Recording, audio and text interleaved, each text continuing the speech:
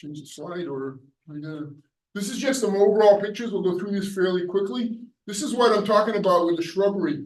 A lot of things on our model railroad, the railroad right-of-way goes through areas that are not very well landscaped, unless you model the Midwest, you know, with the big sprawling cornfields that, you know, all uniform and things like that, or the desert.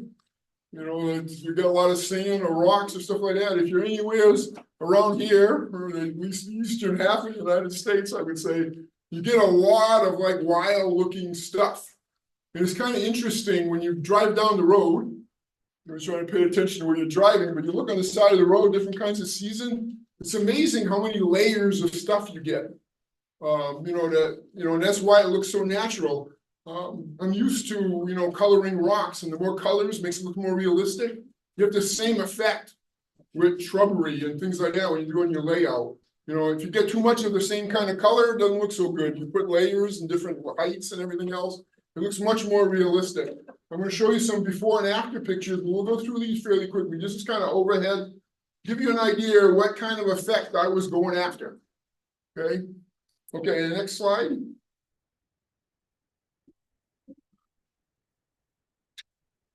Why would you make your own shrubbery? There's a whole bunch of reasons, and I'll show you some pictures. That might be enough by itself, but there are many new and different materials that are available today, and some of them are old as can be, and some pretty clever things that are out there that you put it together. Adhesives are unbelievable how they've improved. Some commercial products are available, but they're limited. I found on the website, and this kind of led me into this. There's this guy from Netherlands, Martin Welberg. I'm probably butchering up his name, but he has things he sells from Scenic Express, and they have some really, really great products. They're about probably $16, $17 for a tray of this. A tray of trees that you get about 10 of them, around $14. Okay.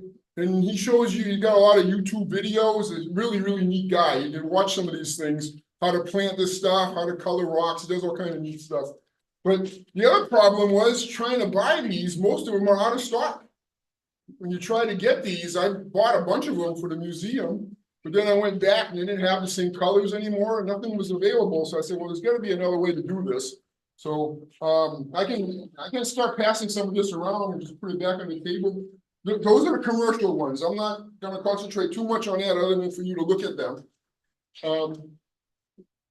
The new materials and things and different foams and things like that make things really, really more realistic. The other thing is, if you make them yourself, you can model specific seasons and what kind of things you want to do, especially the people that are like prototype modelers. If you've got a particular scene you're trying to duplicate, a lot of times you're not going to find those bushes or trees, but you can make them yourself and get pretty close. It's fun. It's a creative outlet. You know, you sit there and you got a bunch of this stuff on your table, and all of a sudden you're like, oh, what if I try this? You know, and you got like, this might make me eat bushes. You know, pieces of rope. That's like any of this kind of stuff. You start seeing, you go, oh, that's pretty neat. I bet I can use that. I tried hemp rope. It's a little too strong, but it worked. I'm like, you know, can save you some money. We're always looking for ways. If you got a lot of stuff you're doing, you know, you can buy trees for $15 and they only cover a little area. But if you got a whole layout you want to do, so I'm going to go through these a little bit quickly just to show you what this is what it looks like with some of the shrubbery in there. I've got some pictures again. They're going to show you before and after. You can start seeing it. That makes things look a lot more realistic. Where, you know, this is scenes from the museum. We just went through a photo session last weekend with Lou Sassy. He was there for 2.5 days, and he took some pictures. He was having a great time. So I'll be anxious when they come out in the magazine. So, okay, next. Here's another one a little further back. These are some of the bushes I'm going to talk about over here. Okay, next one. Here's a scene where, you know, a lot of times we'll have, you know, metal scraps and stuff like that around. A couple of people talking. You can see how much better it looks with a few bushes around there. Okay, next. Now, this is a before picture of our wonderful coal shed that Bill Gaver built. We had put some of the little bumpy chenille and some of the homemade trees and stuff like that here. And there's some a little more commercial things like that in the back. But you can see how this is pretty plain. Still a pretty neat thing, but we'll see what it looks like after. After by adding bushes and some of these growths along the water and around the picnic area and stuff like that, you can see how much different and more realistic this looks. It looks like nature's taking it over and trying to regrow things. You know, it's not usually too plain unless there's a lot of foot traffic or stuff like that. Okay, next. Okay, so these are some that when we submitted photographs, I submitted photographs for potential considerations for a model railroad article. Lou came back to me pretty quick and said, you know, between now and the next 2 years, if you can do something to get rid of some of these little bushes, that would help. And you see the little foam clumps, you know, they're pretty neat. And we model fall foliage, and he says, those don't photograph well. Well, I knew that already. Taking photographs and you see orange clumps, or, you know, they just don't look like bushes. And, you know, eventually you look a little close, they look like foam rubber. And like, you know, that's, so you can see a little bit of that. Okay, so let's go to the next one. So here we are. I did a bunch of picking off bushes and creating new ones and putting new ones. Okay, so this is basically the same area, okay, with bushes that have been put in there. Looks quite different, doesn't it? Yeah. And the funny part about it is, you know, you're doing pretty good when you're planting this stuff, because I could sit there and plant stuff for 3-4 hours, and you walk away and you go, where'd they all go? It's like the stuff is being absorbed into the scenery. Now, that sounds funny, but in actuality, what's happening is when you're putting those in, they look so natural that you can't find them anymore. It's like they become absorbed into the ground. Okay, and you can do this for days and days and days, and you're still like, you know, you really don't see them. Okay, next. Here's another before. You can see the little close up with the foam things. And then after. The same area. Okay, you can see that's the same pond I was just showing you. You can see how the trains are now going through there. It looks like it's going through the countryside. Okay, next. Okay, so what do you consider when you're doing these sceneries in the bushes? Okay, you want to look at the season you're modeling. Okay, the colors vary quite a bit by season and the time of year. So some people don't pay too much attention to that. But there are some people that model springtime. That's where you're going to get, you know, flowering cherry trees, forsythias that are bright yellow, lilac bushes, and things like that. Very bright new colors, like our spring we're having right now, although maybe in a few weeks. Today's more like winter, I guess. But so the season in summer, the colors are a little lighter. Things are getting burnt out a little bit. In the fall, they get a little darker sometimes. And then the colors start getting in. The leaves die off. Things start turning yellow, brown. You get the fall foliage kind of colors. And then winter, you may what we would call armatures, or just more branches. But although there are still some plants in the middle of winter that hang on to the leaves all the way through the winter. So even if you were modeling winter scenes, you could still have like yellow bushes and things like that that would be showing up. There's some that are amazing how much that holds on. So the season you're modeling is important. The location you're modeling, obviously we talked about that a little bit. If you're modeling the desert, this clinic's probably not so interesting, but there are some places. The trees and the shrubbery, they vary by location, and a lot of it has to do with how much moisture is around and things like that. Okay, so you want to keep that into effect. Now, you're also looking for what kind of effect you're doing. What I showed you in those photographs, you would probably not use on the front lawn of a town hall or the library or something like that. You've got houses that are well maintained and some of them are not. So it depends what kind of effect you're getting, whether it's more natural or it's more cultivated. And it matches what scene you're trying to replicate. The trick, again, I mentioned it earlier about variations and how to place them to get better realism. You know, you want to vary the height, low bushes, medium, and high ones, okay? So here's going back a little bit to show you a couple little things. You got a picnic scene here. There's flowers. some of the trees that were there earlier. Then bushes have been added in along the way here. And you can see now it looks like a place that somebody would walk into and have a picnic. You know, in front of a coal shed is a little strange, but we're all we like that. But Level Lake is wonderful. So, okay, next. Now, here's an interesting thing. Jay built this wonderful Sanbornville station. And on this end, they used to have a nice flower bed here. But by 1909, it looked more like a bunch of bushes and stuff had taken over that area. So no one was in there mowing or stuff like that. So nature's taking it over. By planting a bunch of bushes in here, we get that effect we see in the photographs. Okay, next. Okay, now here's an example of what I'm going to show you and pass some of these things around to you as we go through and talk about this. But this is in general what I'm creating. Now, when I'm making bushes and stuff like that, I usually don't make them with 2 or 3 colors at once and other stuff. This is more, these were made so I could show you over here what they end up looking like and what the technique is. So this is with no foliage. There's some with yellow and there's some with greens. And I'll pass these around and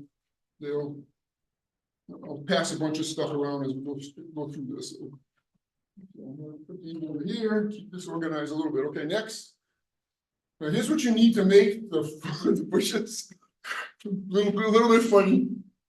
Lou Sassy had come and looked at the bushes and he said, "Oh, this is really interesting. What did you use to make these?" I said, "Okay." He said, "We could do a sidebar on this." I said, "Okay, that'd be good. You need to write it." I said, "Okay, that's no problem." He goes, "Just take out your materials you used to make the bushes and put them all on the floor." I'm like, "Okay." So I did that. He said, "That way we can get one photograph and you can see everything you're doing." Now, this is interesting, maybe photograph, and there's a lot of different things here. And what I'm gonna do is I'm gonna try to break that down a little bit so it makes more sense. You don't need all this stuff. You know, it turns out there's a few of these that are my favorites, and I'll show you those today, just like Chris did earlier today. Okay, next.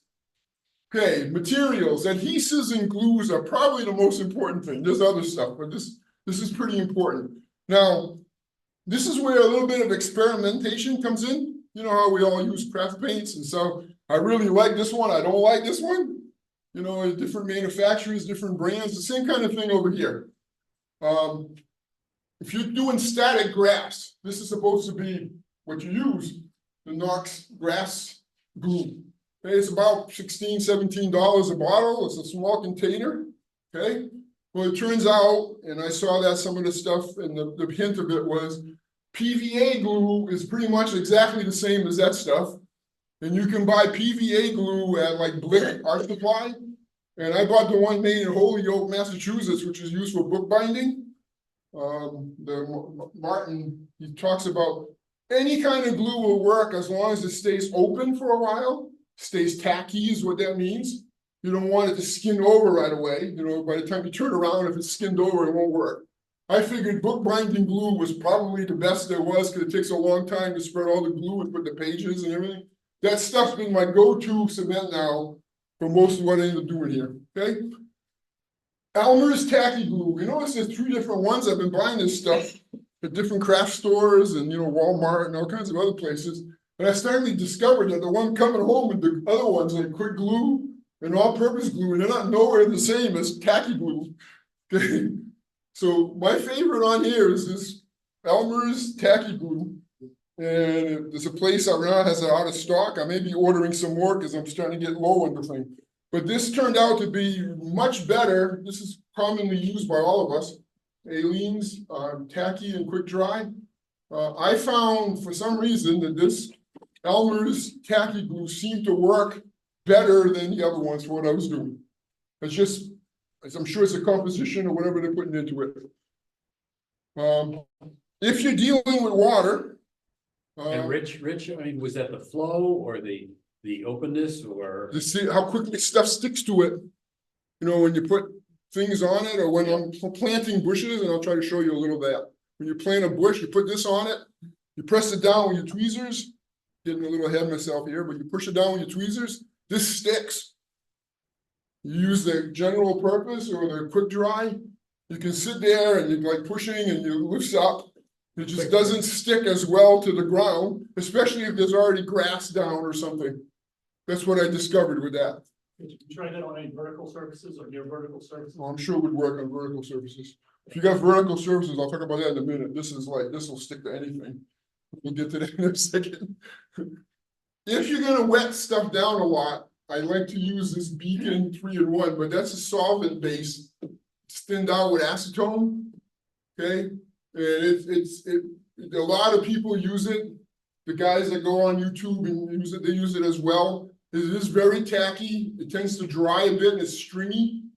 So, you know, if you're putting something in there, I wouldn't use it on like a layout because you're gonna end up with those. Remember people who work with glue? You know, that, you know, it's like you get these strings and they bounce everywhere. This will tend to do that. But what's nice with that is when you cement something that you're gonna have to handle later, it won't be affected by water as much as the other ones. And then our go-to, which is expensive, but this is like, this work, a lot of people use this for different stuff, is Hobby Tack Woodland Scenic. Now I bought it apparently. The Hobby Tack, this is a water-based one. A lot of people use this for trees. It really works pretty well. You put it on there and it'll stick like instantly. It seems to remain tacky for a long time. And so it works for well. So those are cements. Okay, next. Okay, other materials is static grass is a lot of different static grass available now. The best on here is probably silk floor. From what I found, it's really high quality. You're gonna be about $16, $17 for a package. It works quite a while though. You get a lot in it. You know, I have some of it over here. Someone wants to see what it looks like. This is probably the best. But a lot of, I only use that for like special projects. You've got the Woodland Scenics with the short thing, and I used to think that was almost useless, but now when I'm making the bushes, it works really well. These are big containers, they're only about $10. The trick is to mix them. You know, you don't want everything green, you don't want everything brown. You know, if you mix it up, put it in a little cup, swirl them around and mix the colors. You can get long fibers and short fibers and put them in the same things. They'll stick up and you get a variation in the thing. Now in Amazon, just like what Chris was talking about this morning, you can buy a really low cost static grass. And for the most part, I think it's been okay.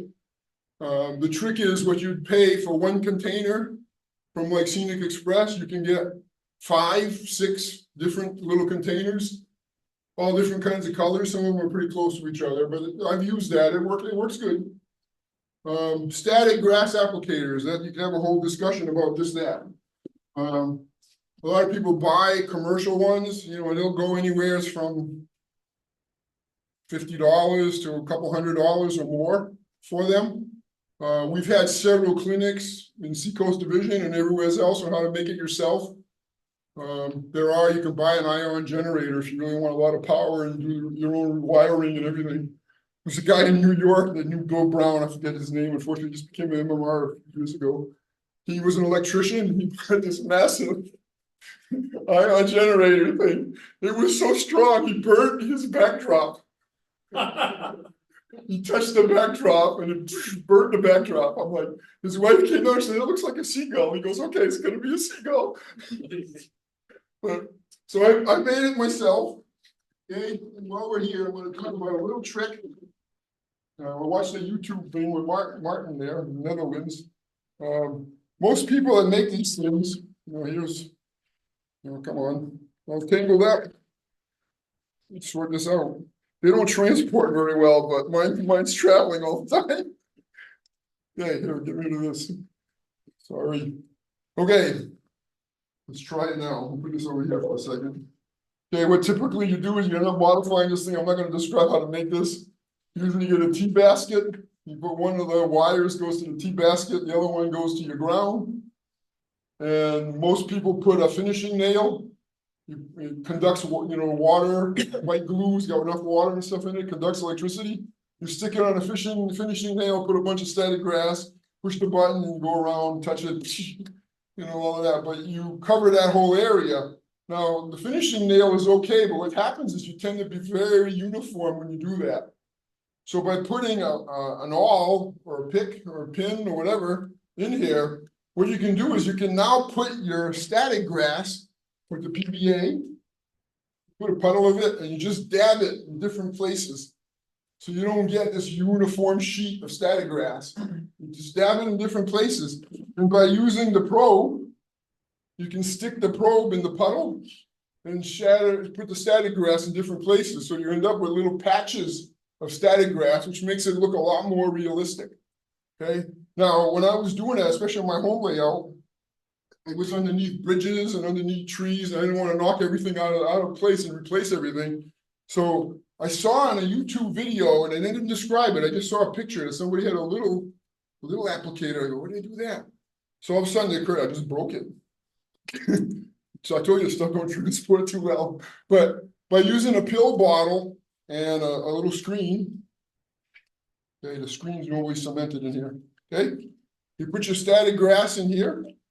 You got one wire, and I had to find metal screen, not aluminum, because it's just to solder it. But by taking this, you can now clip it somewhere on your static grass applicator, like this. Okay, and the cool part about that, now it helps if you got more hands, but 3 hands works much better. But you can stick your probe in the glue, push the button, and now go directly where you want and apply this under a bridge, under a tree, or in different spots. And you don't have to be a magic pill bottle like this. It could be any container like that, but a smaller applicator is pretty helpful for that. And you'll see how I use that in a second. Okay, so I'm going to demonstrate 3 basic types, or show you 3 different types. The one that I've found really helpful for making the bushes, especially if you're medium or taller ones, is the sisal and jute construction, which is basically rope. Very inexpensive. You find this everywhere. Okay, so you cut a length of this rope. Okay, it's all usually twisted. Some people are really, their whole business is putting this rope together, and our business is taking it apart. So you take this and you can untwist it. Okay, and it's pretty stubborn. Okay, you can untwist it, but then it keeps wanting to go back. So what I do is I take some kind of brush. Well, I'm gonna have to demonstrate all that over here, but I take a brush on a piece of scrap wood or something, and I just brush it out. Okay, and that tends to straighten out the fibers a lot more. There's still a little curve or twist in it. You can use a wire brush, it's a nylon brush. But by brushing that out, you can get the fibers to look more like fibers. Now you want to find yourself, any kind of scissors works, but I found these little craft scissors, and there's some here that are actually non-stick. So you end up cutting a little bit of the strand, okay?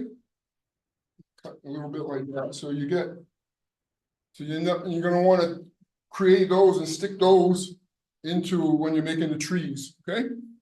And the jute part is more flexible, and that conducts electricity. So you can, with a little pair of scissors, you can unwind that and cut to your heart's content, fill a whole tray full of it, and it does conduct electricity. So it acts like static grass. So get rid of that. Okay. So next, so I'm going to concentrate on that one first. Okay. All right. So the trick over here is remember I was just telling you how I cut that and with the scissors and all that. I'm showing quick dry glue, but it works. It's not impossible. But the trick is to find some kind of carrier. Now, what's kind of neat is the commercial people, we use a bunch of these in the museum.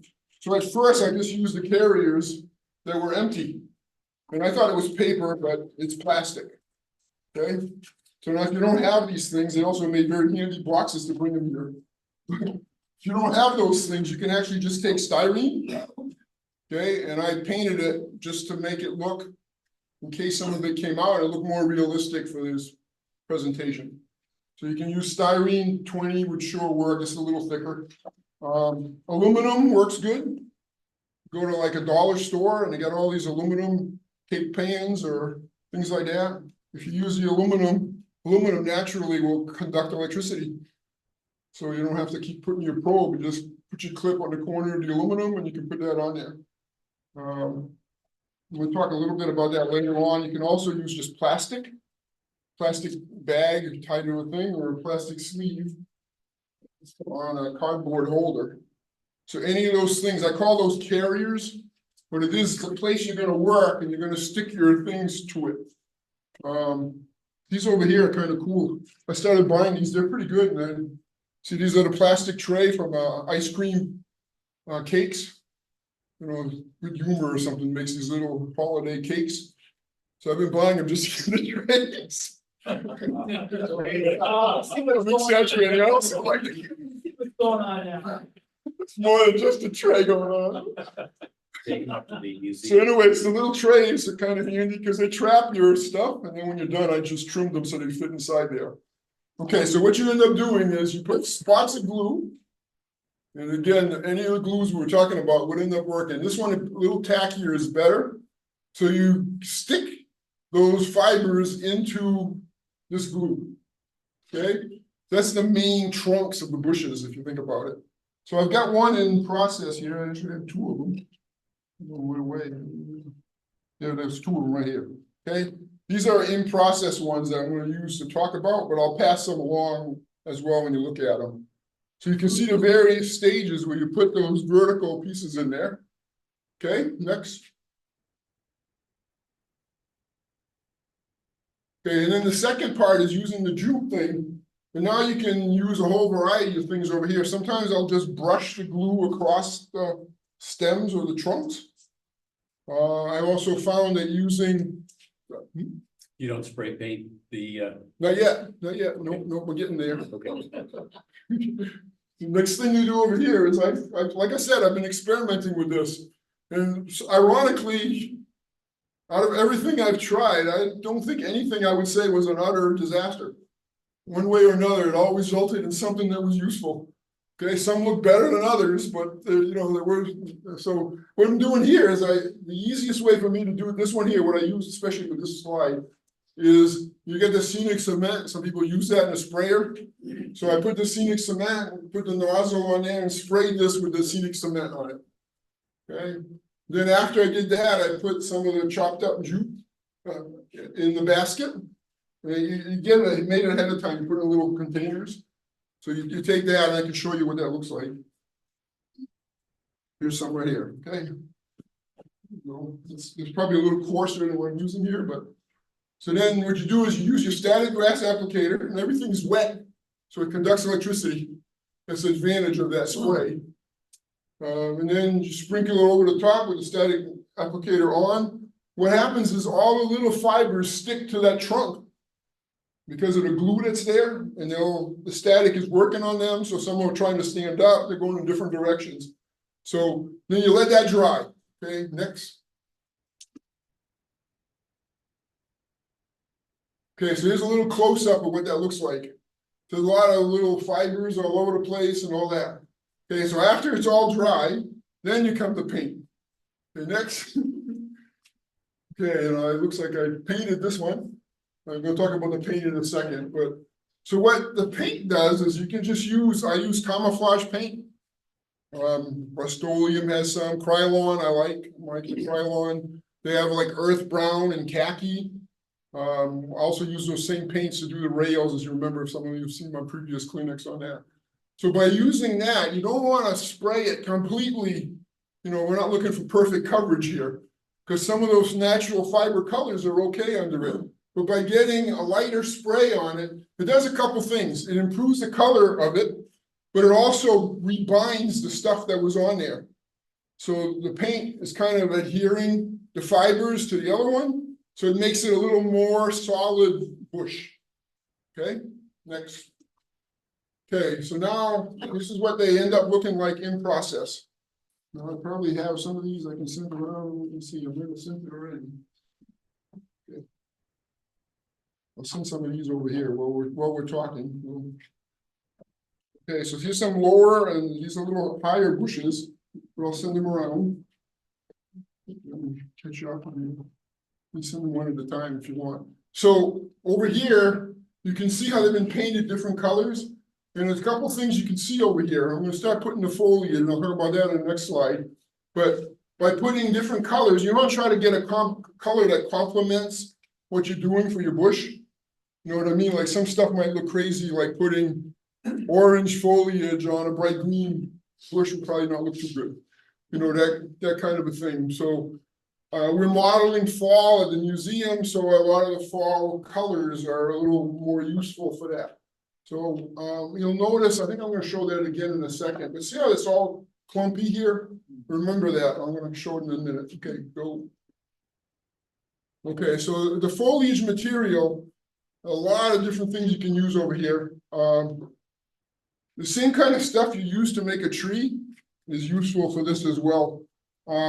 There are different kinds of foliage that are better than others, the higher quality or something like that.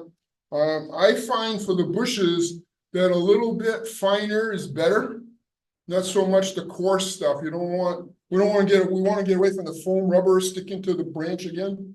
But you can also use leaf, the stuff like Scenic Express sells this, scale leaves.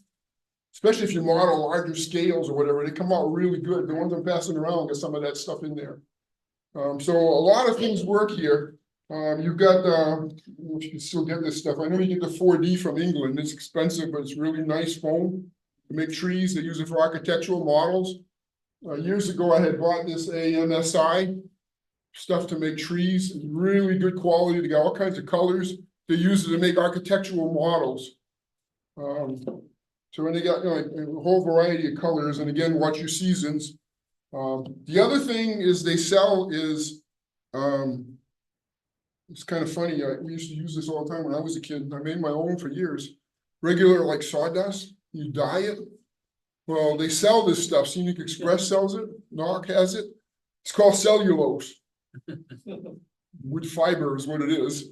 Okay, you can buy a little pouch of it for, you know, like $9 or something like that.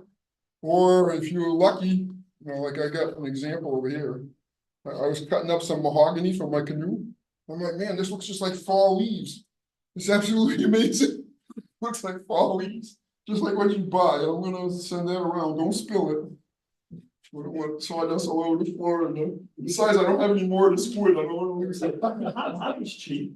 Wood is cheap. How is cheap? So this, but they'll sell some like that, okay? So there's some different foliage things over there. Next.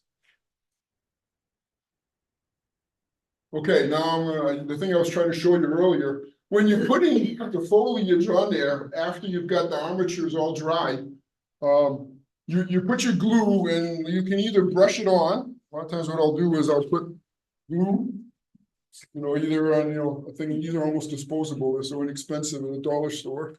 You can put that in there, put a bunch of the glue, and use a paintbrush. It's sort of like your dry brushing technique. You just hit the fibers that you had on your bushes. Don't put too much, like, you know, you don't want clumps necessarily. You can use that. If you're in a hurry and you get something more difficult, you can use the hobby tack. But it's a little more expensive, but it's, so some places it's the right thing to do. And then after you do that, don't be afraid of it. Put a big pile of it on there, you know, sprinkle it pretty good. You can see how we got way too much over here. Okay, and what you do after you do that, you get some kind of container. I find metal ones are better. Or plastic, and it was like recyclable, reusing is what it is. So after you put all your fibers on there, you take it, and it's usually covered with stuff, and you literally tap it on top of it. All the excess falls out, and all that's remaining is the little bits of glue that you had put on the tips of the foliage. So like magic, you end up, instead of a pile of foam or cellulose or whatever you have, you'll end up with the bushes appear, you know, like what you sent through there. So, okay. Next, yep. So here's a close-up of what I sent you, what was in process. We saw that slide before, but here's some with yellow. Okay, next. And that's what I sent around, and I'll send it around again. Now that you've seen a little bit better, we can look at it more than once if you're interested. Anyone interested in seeing it again? No, okay. Next. Okay, so that's what, now I'm gonna try to make tall bushes. Now, when I first made these, they came out really short. if you back, when you have this tray of stuff, it looks like it's all one thing. I mean, do you just plant that on your layout or do you extract these? I'll show you, I can show you how to do it that in a few Oh, minutes, okay. what to do with it after it's all done. In fact, that's why I brought this over here, okay? So here's a layout with not much on it. Okay, if you ask a question, I'll go over it now. So after the thing is all dry, before we start with the high bushes, you take it and you have a whole matrix of these things, and it's like dispersion or that. The commercial ones are kind of interesting. The trick over here is to not take your tweezers and pull on the blanks. Okay, they tell you that in the instructions. If you look at the YouTube thing, what you don't want to do is go here, take this, put your tweezers and go whoop. Because you're gonna end up with a bunch of fibers and bushes all over the place. You're not gonna have a bush. Okay, so what you actually want to try to do, and they talk about it quite a bit, is you want to get underneath it. Okay, to kind of like loosen that up. Okay, and if it's a real tall one, then you grab it underneath here, and sometimes you get more than one, okay? So you grab onto it like that. Okay, now I have a bush. And the neat part about it is there's a carrier on the bottom. That cement we put on there, the PVA, it's flexible. And it acts like a little rubber mat, and it's holding the bush. Now I'm lucky I got that particular part off of this, because the taller ones, the commercial ones, they actually recommend you cut the carrier around it.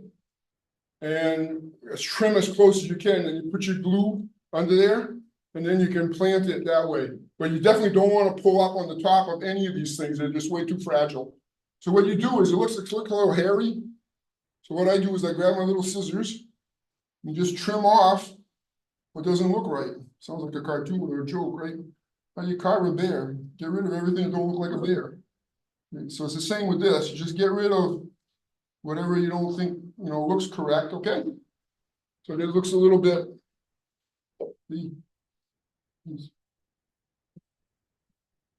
And then what you're gonna end up doing, you can send that around if you want, but I'm like, what you end up doing is you put your tacky glue on the bottom of it, cover the whole bottom with a light coating, and then you just press it into your layout. So my tacky glue comes out. Okay, you spread that all over. Okay. Like that. Okay. And then if you got a place you're gonna put this. Sample thing over here. You push that in here. What you want to do is press it in. And this is where the right angle, the little angle tweezers come in, and the non-stick is good, although most of it's wearing off. You go right around, and this, what the important thing is to burnish it in, because you don't want it to lift up. Okay, it takes a little while to glue takes up. Okay. I don't know if it's 100% perfect, but I'll probably send it around, it'll fall on the floor, so we can try it. Take my word for it. You work at it long enough, it'll stick. If it falls in the second or third aisle, it was just, you have enough time to dry, okay? So, because the taller ones were more of a challenge, because you can make this stuff, and we all know how to do this kind, but here, I'll talk about that a little bit if we have the time. So that's what I'm doing here. Okay. So the shorter grass is one thing. The taller one, what I found is I had to get some stuff that was a little stiffer. I tried the field grass, that works. The sisal, you can make longer fibers, and that works as well. And then I also made some with like a decorative broom. So these are like a lot stiffer fibers, and you can get them to be a little bit longer. So I stuck that on there. So next. So you can see what I'm doing here is they don't look like much right now. This is some of these fibers stuck in there. Sometimes you have fits trying to hold them up. So I've used alligator clips, holding them up, supporting them in the glue, okay? So next, you can see how some of that is that whitish blue, probably that beacon, okay? You can go a little more, okay? So sometimes I found, especially with the grass, that it tended to want to fall over. So I just used scrap wood and stood it next to it. And while it dried, it helped support the grass so it stayed vertical. Okay. So then again, you go through and you can see I started putting those other fibers on there, just like I did with the short ones. And some of that's been painted already. Okay, next. So the purpose of putting the shorter fibers is, It gives it more like a branch. You know, when you look at a bush, you don't usually have just like a stick. You know, we all made some trees sometimes with too much glue, you know, with the hairspray. And you end up with the whole tree has got like foliage growing on it. Apparently, broomstick elms used to do that, but we haven't seen any of those in a long time. Most of the time, you don't want foliage stuck to your trunk. So what this does is it creates more little branches. Okay? So you can see over here, this combination with static grass. So there's a whole mixture of different things you can see over here. So some of it's a little repetitive, but okay, next. You can see over here where I ended up making the taller bushes. I think I passed those around already. Those are some examples. Here's some with the brown and the brown on top of it. You can send a few more of these around. We're almost watch the time with your. Oops. So you're using the static applicator to put all these other pieces onto the, Sometimes or sometimes you just spring? Sometimes I just use regular glue with a brush. A little brush and I just brush it on. You get, depending which we get for time with them. I did that with these over here. I just literally, like you dry brush. You take a little bit of your PVA. You put it on top of a cup or that. And you just dip your brush in it and then your little fibers on your static grass. You go across and just touch the tops of the fibers. And you get these little white speckles. And then you put that on top of a tray or a table or something like this even works. Okay? And you dump some of that cellulose on it and let it be. And then again, flip it over, whack it, knock off the excess. You can, the glue is so strong, you can actually vacuum it as well.